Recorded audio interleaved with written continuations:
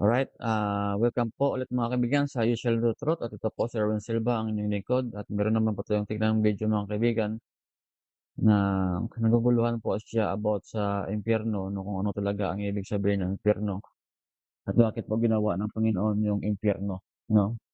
At bakit niya po ginawa daw yung tao para lang mapunta doon sa impyerno, no? At kung magkasala yung taong yun, sabi niya, doon po niya ilalagay sa impyerno yung Panginoon at saka yung impyerno daw ay bakit niya po, sinusunog doon yung mga tao na walang hanggan.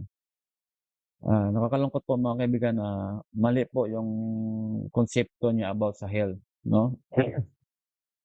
Na-misinform po tayo na kahit ako nung una about hell na tinuturo po nila 'no, na ito po ay everlasting fire, 'no. So tingnan po natin mga kaibigan kung ano nga ba ang sinasabi ng Biblia about sa impyerno, para po kanino yun at para po kay sino po yun mga kaibigan, 'no?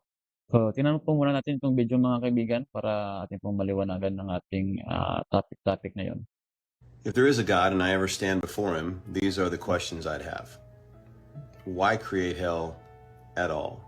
If you knew before creating anyone exactly who would suffer there forever, why create those people in the first place?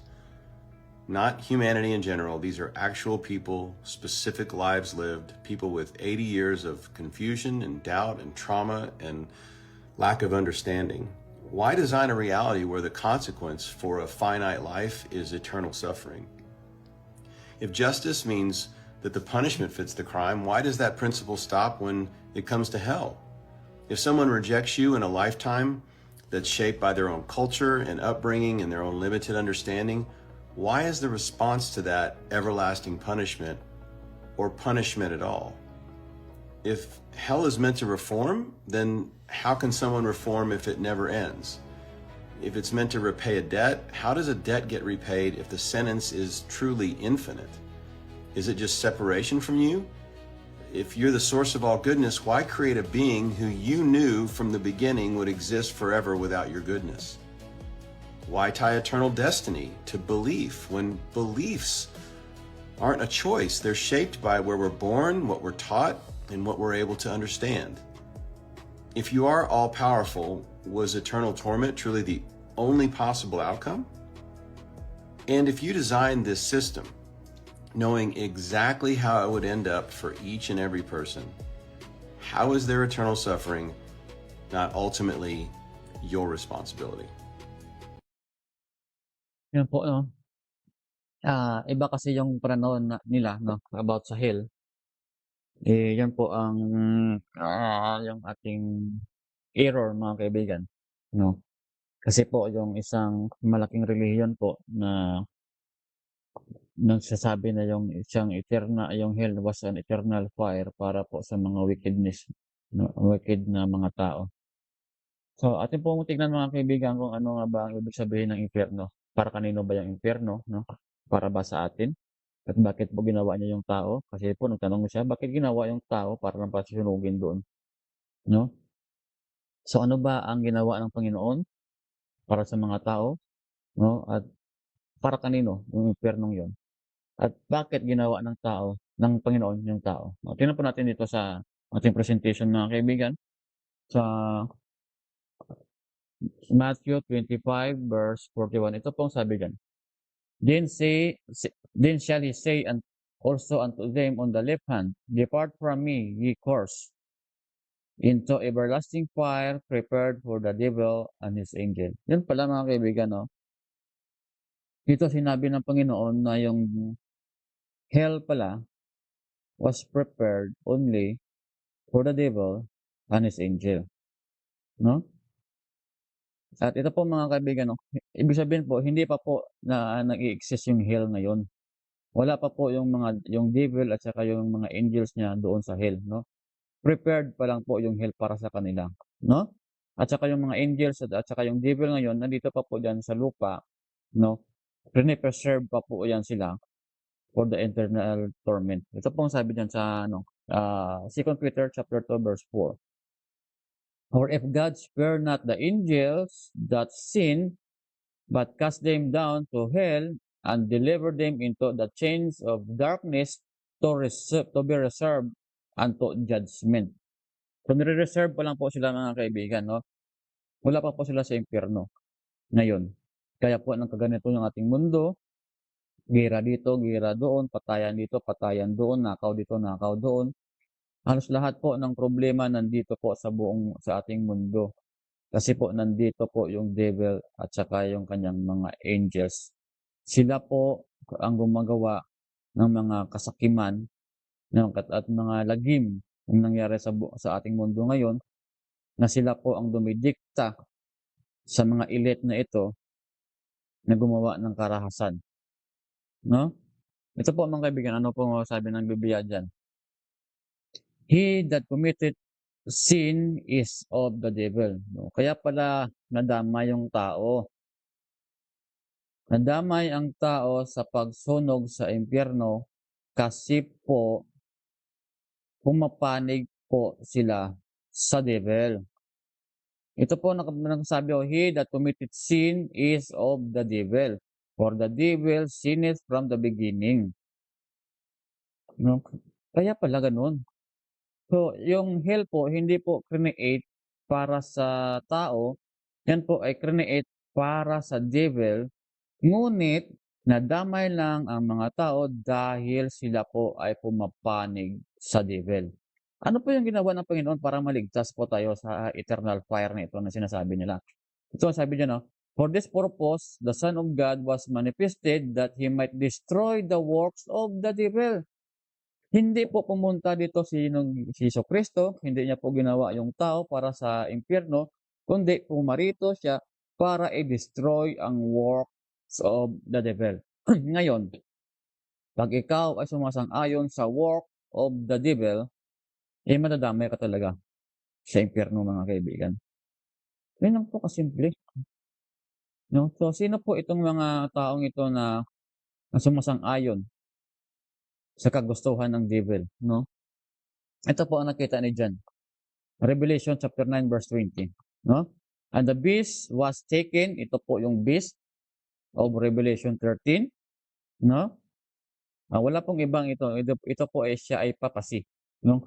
Sila po yung mga instruments of the devil. Sila po yung agency ng devil para mag-create ng kaguluhan sa mundong ito. Akala natin hindi po involved yung papacy sa mga nangyayari sa mundong ito. Involved po sila. Sila po nga ang mastermind eh.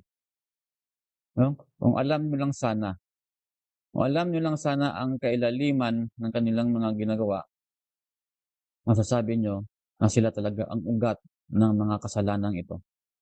Sila yung ginagamit ng devil, mga kasangkapan ng devil para gumawa ng lagim. Akala nyo ba hindi po involved yung Israel, yung Vatican dyan sa nangyayari doon sa gira sa Iran at saka Israel? Bakit nangialam ng Amerika? Kasi yung Amerika nandyan po sa Revelation 13 yan. Kasama po sila dyan sa papacy. So, create po nila yung Israel na yan doon sa Middle East para po maghasik ng kaharasan. Ano ba yun? Ng mga marahas nilang gawain. Yun po ang totoo niyan.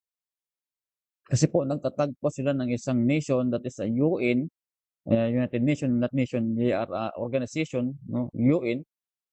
At yung observer po ng UN na yan, that is the papacy at saka Israel.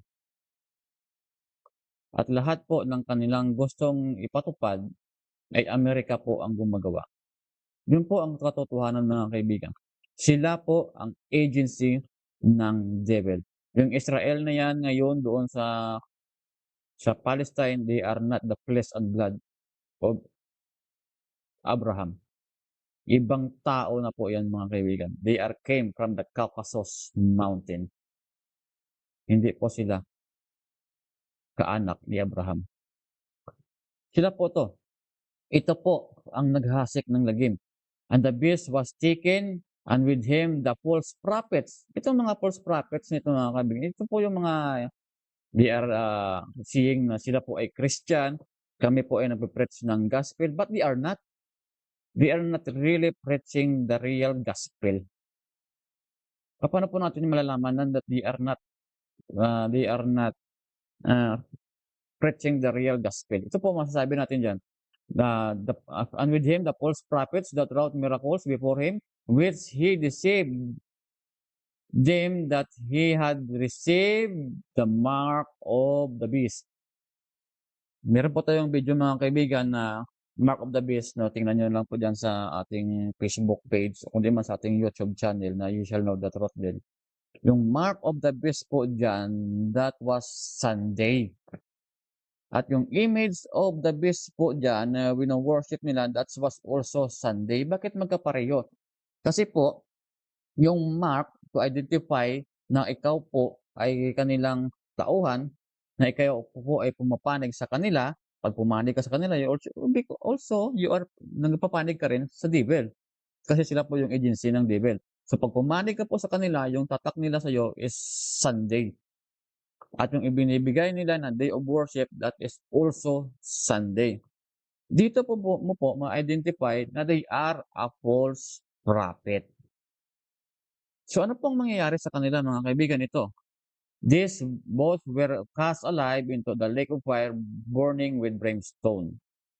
Yun.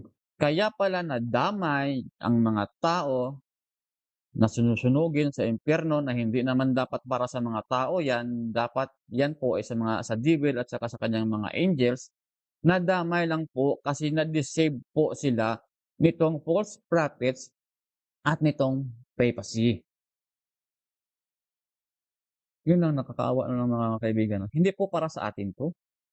Hindi po para sa atin yung devil na yan, yung impyernong yan, no? So meron pong babala ang Panginoon, marami pong babala. Nasa Biblia po mga kaibigan, basahin niyo. Kasi itong mga taong to, hindi kasi nila tinatanggap ang authority ng Biblia. Kaya po confused po sila. Hindi nila alam ang lahat ng buong pangyayari ngayon. Confused po sila mga kaibigan. Kaya po yung kanilang preaching about hell ay mali po. Mali po yung konsepto nila about hell. Hindi po yun tormented, everlasting. Ito po ang prophecy na yan sa Malakay. Basahin niyo po. Malakay chapter 4 verse 1 to 3. Everlasting nga ba to? Habang buhay ka bang lalangoy dyan sa apoy? Dagat-dagat ng apoy? Kasi po ito yung pong tinuturo nila. So, sabihin natin, babasahin natin mga kaibigan. Behold, for behold, the day cometh that shall burn as an oven, and all the proud, yea, and all that do wickedly shall be stumbled, and the day that cometh shall burn them up, saith the Lord of hosts, that it shall leave them neither wrath or brand. So wala pong pagsusunugin po sila sa balang araw, dadating panahon na susunugin sila. Kahit po ugat, o kahit na ano po, wala pong matitira sa tao. No, ito pong sabi diyan. But unto you that fear the name, shall the Son of Righteousness arise with healing in his wings, and he shall go both forth and grow up as a calves of the stall. Verse 3, and you shall tread down the weak, for they shall be ashes unto the sole of your feet in the day that I shall do this, says the Lord of hosts. Kung susunugin po ng Panginoon balang araw yung mga taong pumapanig sa sin of the devil, yan po ay magiging abo. Hindi po everlasting na lalangoy habang buhay ka ng lalangoy sa everlasting fire. Hindi po ganun. Magiging abo po. Yan po ang judgment with mercy. Yung judgment na walang mercy, yun po ang nasa utak nyo na lumalangoy sa apoy habang buhay na hindi namamatay. Yung judgment with mercy, ito po, susunugin sa apoy na magiging abo balang araw. Hindi po habang buhay na lumalangoy. Mali kasi yung konsepto nila about hell. May mercy pa rin po ang Panginoon sa tao. Kung ano kalaki ang kasalanan ginawa natin mga kaibigan, kung gaano tayo kahaba yung relation natin sa devil, yun po yan po ang range din ng ating suffering diyan sa impyerno at magiging abo po tayo. Hindi po yun habang buhay, magiging langhoy ka diyan sa impyerno. Mali pong konsepto yan. So, paano po natin maiwasan 'to mga kaibigan? Sabi niya, bakit ginawa yung impyerno para sunugin lang yung tao? Maiiwasan po natin 'to, mga kaibigan, 'no? Una, yung sinabi ko nga, huwag po tayong mag-partake, 'no, of the sin of the devil, huwag po tayong makianib sa kanila, sa kanilang ginagawa. For the future na meron po silang gagawing 2030 agenda, that is a Sunday also worship, 'no? Kasi diyan din patungo yung 2030 agenda na 'yan. Sunday worship po 'yan. One world government and one world religion. At yung religion na kanilang itatag, mga kaibigan, that is Luciferian worship. At yung gagawin nilang day of worship was Sunday. Ngayon na po mga kaibigan, tingnan nyo kung anong nangyayari ngayon. Meron po silang Sunday policy. Sunday policy na huwag ka pong ta-travel kahit saan para maiwasan natin yung malaking consume ng oil ngayon. Kasi yun po ang malaking problema ngayon sa atin. Bakit po nila i-choose yung Sunday? Why not Saturday? Bakit Sunday pa? Samantala sa Biblia, sabi diyan, 6 days thou shall labor and do all thy work, but on the 7th day is the day of the Sabbath of the Lord thy God. Sana din, yun na lang yung pinili nila. Huwag yung Sunday. So diyan mo talaga mga kaibigan makikita na kanila na talagang ginagapang ang Sunday worship to implement one world religion. So paano po natin maiwasan to? Ito po. Submit yourselves to God, therefore to God. Resist the devil and he will flee from you. Resist the devil. No? Kasi po, aalis na po yung devil sa atin, mga kaibigan.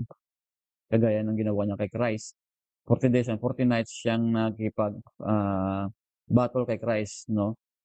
Nung hindi niya kaya si Christ na attempt, no? Nung hindi niya kayang laglagyan si Christ through temptation. So yung devil na po, umalis na po kay Christ. Hindi na po siya binathered ng devil. Yung devil na lang po ay ibang tao na lang po yung kanyang ang ginagamit para po malinlang si Jesucristo kasi hindi niya po kayang linangin si Kristo. That's why, sabi dito, submit yourselves therefore to God. At ito rin po sabi niya sa James 3 verse 7 to 8. Draw nigh to God, and He will draw nigh to you. Cleanse your hands, ye sinners, and purify your hearts, ye double-minded. Kailangan lang po natin tanggapin that we are a sinners. Ito kasi yung mga taong ito, no, sorry kuya, sorry kapatid. Hindi nyo lang kasi matanggap na kayo ay makasalanan. Lalong-lalo na yung babae sa likod mo, yung in-upload niya yung video mo. Hindi nyo kasi matanggap na tayo ay makasalanan. Tanggapin po natin na tayo ay makasalanan talaga. So, bakit na-create ng tao? Ito po mga kaibigan, no? Tingnan natin. Ito, basahin muna natin sa 2 Corinthians 5 verse 10. Kung tayo po ay palaging inaaway natin yung Panginoon, wala po tayong magagawa dyan mga kaibigan. Panginoon din natin ang ating harapin balang araw. For we must all appear before the judgment seat of Christ, that everyone may receive the things done in his body according to that he has done, whether it be good or bad. Na-appear po tayo sa judgment seat of Christ. Wala na po tayong magagawa dyan mga kaibigan. Lukuhin mo man ang sarili mo na walang Panginoon, lukuhin mo man ang sarili mo na hindi totoo nakasulat sa Biblia, lukuhin mo naman ang sarili mo na ikaw ay tama, lukuhin mo man ang sarili mo na ikaw po ay walang kasalanan, wala na tayong magagawa dyan mga kaibigan. Balang araw, tayo po ay haharap sa judgment seat of Christ. So sabi niya, bakit niya ginawa yung tao ni Christ? Bakit ginawa ng Panginoon yung tao? Ito pong sagot dyan. Luke 20 verse 36. Neither can they die anymore. Ito po, day of resurrection na po to sa mga righteous, no? For they are equal unto the angels and are the children of God, being the children of resurrection. Ano daw? Kaya pala create ng Panginoon ang tao kasi po, we are the replacement of the angels. Yung mga angels po na na-receive ni Lucifer doon sa langit, tayo po ay magre-replace sa kanila. Kaya po ngayon, yung devil galit na galit sa tao kasi tayo ay gawa lang po sa lupa. Tapos sasabihin ng Panginoon, i-replace lang tayo sa kanila. Hindi po papayag ang devil niyan. Kaya po meron sa mga agency na pinanghawakan, that is the papacy, United States of America, UN, Israel, at kung ano-ano pang mga agendang ginagawa nila for 2030 agenda kasi po ayaw po ng devil na i-replace natin sila, na tayo ang maging replacement nila doon sa heaven. Kasi nakita na po ng mga angels at ng devil nito kung ano talaga yung heaven, kung ano kaganda yung heaven. Kaya ayaw niyang mapunta tayo doon, mga kaibigan. Sana po ay nasagot po natin ang katanungan ng brother natin nito, no? At sana po itong video ito ay makapunta rin po sa kanya. Huwag po tayo mag-hesitate na i-share natin to. Meron pong isang soul na nangangailangan ng tulong. Kahit isa lang po. Pag siya po ay bumalik sa Panginoon, the angels in heaven will rejoice. Sana po mga kaibigan, makatulong po sa atin itong video to na hindi po tayo madaya ng kahit na sinong tao man. Ulit po, ito po si Erwin Silva, and you shall know the truth.